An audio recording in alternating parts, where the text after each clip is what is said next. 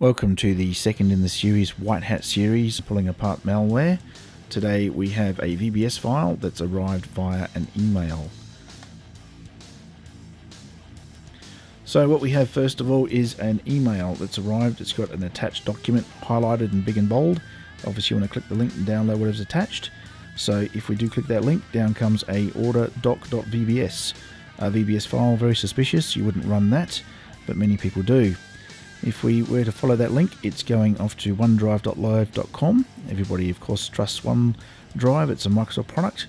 But down comes this code, and as you can see, it's not very readable. It's a VBS code, but it is actually wrapped around, and it's actually encrypted.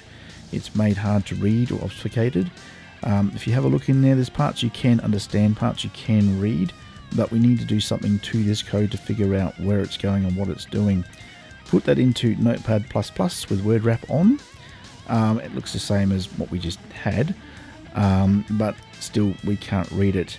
Now in VBS, the colon symbol can be used to create a new line, so we're going to change that with a carriage return, and we're going to put that throughout the document, and suddenly we have code that looks a lot more like VBS code. If we start having a look at that code, we can see that they've again made it very hard to read with capital letters and lowercase letters, and basically trying to make it very hard for you to understand what's going on.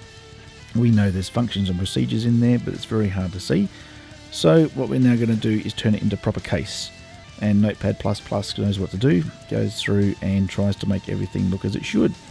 We still have some problems here. We have some indenting missing. That makes all the end ifs bunched together, and it makes the text very hard to read, very hard to follow what's going on. I'm using an online tool called VBIndent. Just simply cut and paste it in. So that's straight out of Notepad++ with no formatting, and I'm now putting in my indents, and as you can see, I'm now getting some structured code.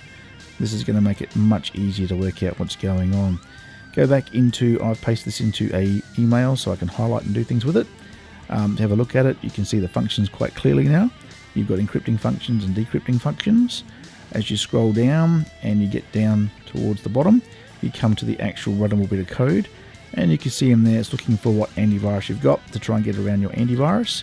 And then from there, setting some variables and going to download these three files. They come down as PNG image files, but in reality, it saves them as an executable into the temporary directory. And then from there, it schedules as a task, and it runs it on your machine at a scheduled time.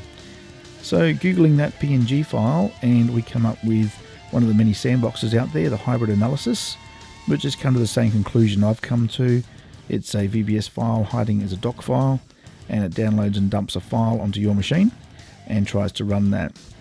In here also it grabs little bits of information like your machine name and puts it up onto the internet, what version of Windows you're running, what antivirus you've got, and in the end it runs this executable that downloads.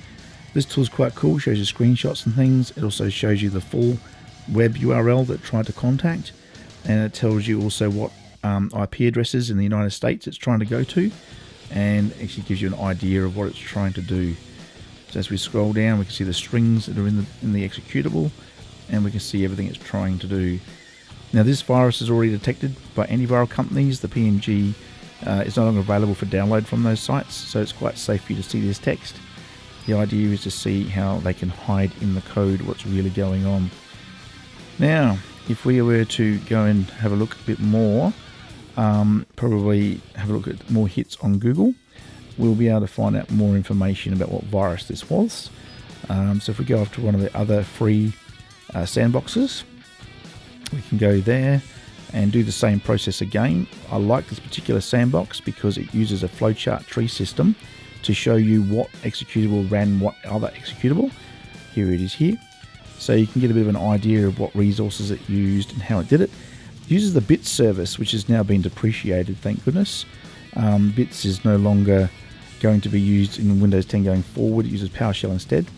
But yeah, it goes up and uses the bits service to download the PNG files, put them in as an executable, and of course run them on your machine.